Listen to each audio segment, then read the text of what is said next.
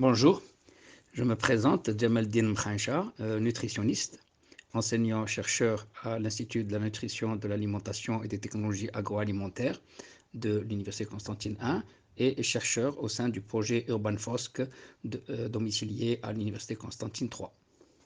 Alors, Urban Fosc, c'est l'acronyme de l'intitulé de notre projet. Notre projet qui est intitulé Résilience alimentaire urbaine face aux défis des changements climatiques.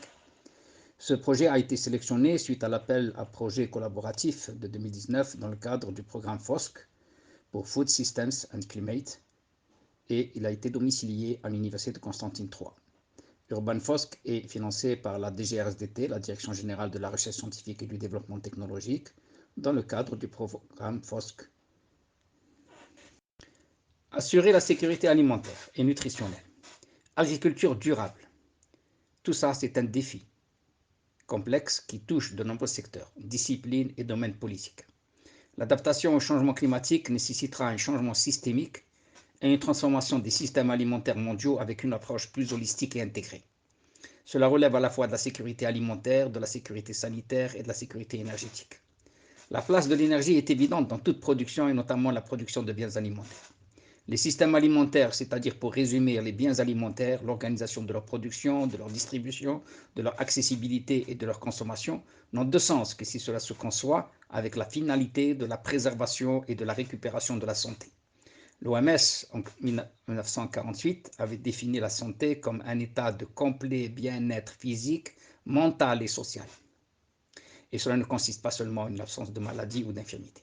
Urban Fosc est un projet collaboratif, pluridisciplinaire, domicilié à l'UC3, l'Université Constantine III. Il regroupe des compétences affiliées à d'autres établissements.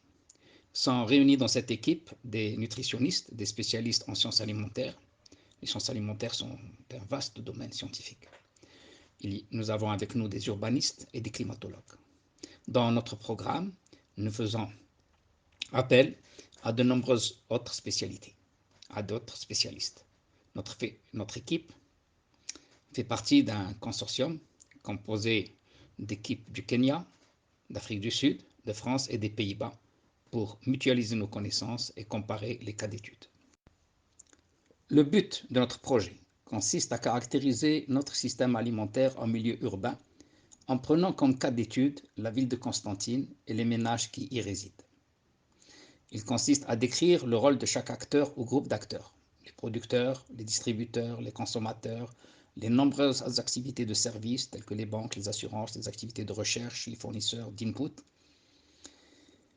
Quelle est l'importance des uns par rapport aux autres en termes de présence et en termes de flux d'échange? Quel est le degré de conscience de tous ces acteurs face aux perturbations climatiques? Comment ces acteurs envisagent de changer de comportement et de s'adapter au changement climatique pour une résilience réelle du système alimentaire? Nos journées du 30 et 31 mai 2023 sont une étape de nos activités de recherche. Elles ont pour objectif de continuer à faire connaître notre projet. Et oui, il demeure insuffisamment connu. De restituer quelques résultats et méthodologies. D'associer les parties prenantes, dont les producteurs agricoles, dans des focus groups, les céréaliculteurs, les éleveurs laitiers, les producteurs de fruits et de légumes, etc.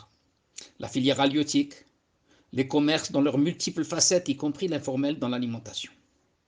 Les agro-industries, les services comme les banques, assurances, etc. D'autres rencontres sont prévues. Une enquête sur les comportements des ménages dans leur rapport avec les autres acteurs du système alimentaire est envisagée. Enfin, je me dois de remercier à cette occasion la DGRSDT, l'Université Constantine III, la Chambre de l'agriculture et tous les acteurs sollicités, ainsi que ceux qui ont répondu présents à ces journées.